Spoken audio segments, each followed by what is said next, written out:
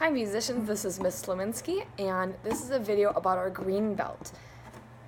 If you are in my class at school this year, 2018, I had a little mix-up with my printing. Our green belt is printed on blue paper. Our blue belt is printed on green paper. We'll all live and it'll be okay. Just to point out, this is the sheet that we're looking for. It is on blue paper, but our green belt that we're working on.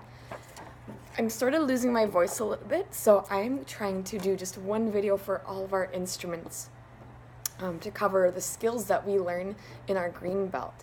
And to start off, there are a lot of repeat things, just like doing finger push-ups, where you're pressing fingers down and lifting one up at a time, building up some strength, like that.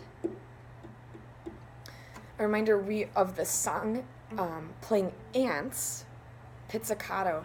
No matter what instrument you're on, you start with your highest and skinniest string, and we're going to pluck it 3 times, and then go from highest to lowest. You can see that song written behind me. If you have an E string, starting on E, E, E, E, then A, keeping on going to your lowest string. Sounds like...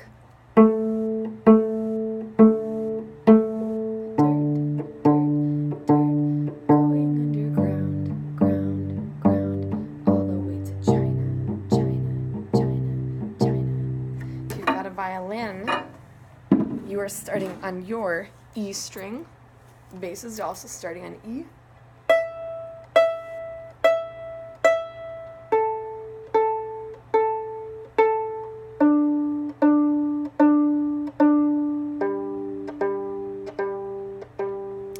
Now, do you remember the song Flying Ants?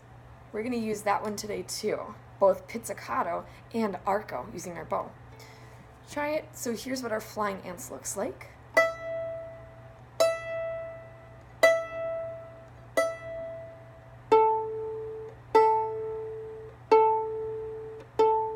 Notice I'm doing circles after each note. My hand flies away and then re-lands. Okay. So we're going to do a couple of variations with that too. If we wanted to do that, we could actually do that same thing, flying ants arco. It would look like this.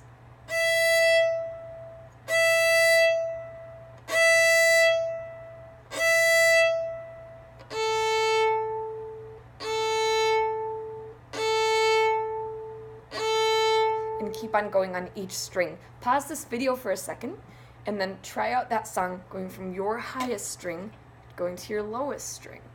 Cellos, make sure that cellos and basses, as you start off the song, make sure that you are pulling your bow to the right. So you're starting close to your frog and pulling to the right, pull down like that. Okay. All right, we're back on. We have a couple of rhythms that are on our green belt sheet. This is in the middle of our page. When I'm talking about rhythms, I'm talking about patterns of long or short notes. The first rhythm is eat, eat, eat. And we can do that as a down, up, down. And then we're going to do a bow lift at the end. I can tell because there's a little mark, something that looks like an apostrophe that's up there, following that last note on the rhythm. Looks like down, up, down. Lift and land on your A string.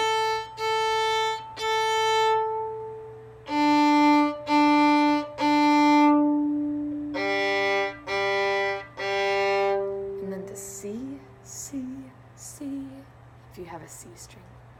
2 other rhythms, pepperoni pizza and Jack Rabbit Eats Pizza. Listen to these one time and then try it out with me. Here's pepperoni pizza, doing it just on my highest string. Pepperoni pizza. Short, short, short, short, long, long. Try out Jack Rabbit Eats Pizza. I'm going to do this on my A string, starting with a pull-down bow. Jack, whoops, that was kind of bad. Okay, Jack Rabbit Eats Pizza. Try it one more time.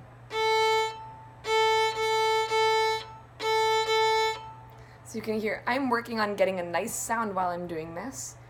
That's why I restarted. And each time I'm very quickly checking that I'm using my best bow hold so I can get a good sound while I am doing bow lifts right now and crossing strings. Crossing strings just means going from one string to another. Sometimes we do it really fast.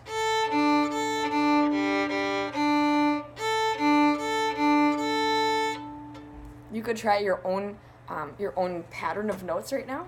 Just pause the video and try out getting a clear sound, only one string at a time, not getting two like this.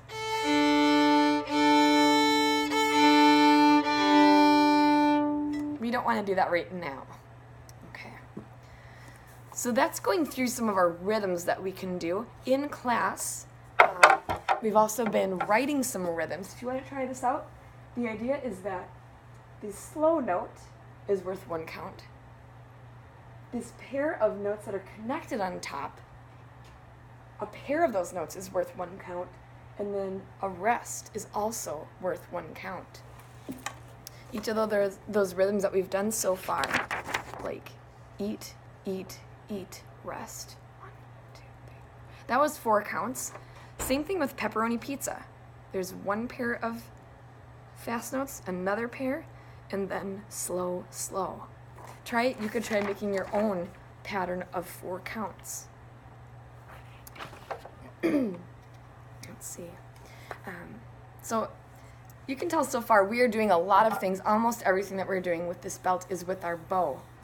We're also starting to do some note naming. Just to get a brief overview of where we're going, we're going to look over here. If you have done any note studying at all before, this one in blue is probably the one that looks the most familiar to you. And if you've done recorder, if you play violin, or if you sing, this clef up here is called the treble clef, and this marks music for high instruments like a recorder, violin, or voice. Okay. That's all good and fine, but some of us play viola, and we use the alto clef that's right here. We have a different set of note names that we're going to be working on memorizing. And if we play cello or bass, or some other low instruments like the tuba and trombone, those use something called the bass clef that we see right here. Let's bring our eyes back over. If you play violin, you can keep in mind the notes that are on lines, like have a line going through the middle, go every good boy does fine. Our spaces, we can use the idea face for the spaces. We also use the note that is looks like it's dripping off the staff. That is our open D. Okay. We will be using D and A strings today. We'll see space notes on our last page that we'll do. For violas, our lined notes, notes that have a line going through the middle, use face G to spell them out. And then spaces, good boys do fine always. We'll come up with a new one next time. If you play cello or bass, line notes, good boys do fine always, spaces, all cars eat gas. There you go. Those are some helpful tips to name some first notes. And don't worry about memorizing them today, but worry about memorizing them next week. We'll do a lot of work with this with our blue belt. Why do we need to know those things? We'll be writing some music this year where we want to tell people what note to play. In our book, the author tells us what note to play. I'm looking right now in a cello and bass book. Or I guess this is really the cello book. So I'm going to look at a song on page 17. I notice that my first note is on the highest line. Using my cello note name helper, I can tell that that note is an open A. On this page, you're only using open A or open D. So I'm going to make one more video that goes through the songs that are in page 17, but what we've gone through in this video is the main idea, a lot of things about using our bow, bow lifts, smooth sound when you're going on multiple strings. We'll see you for our next video, Green Belt Part 2.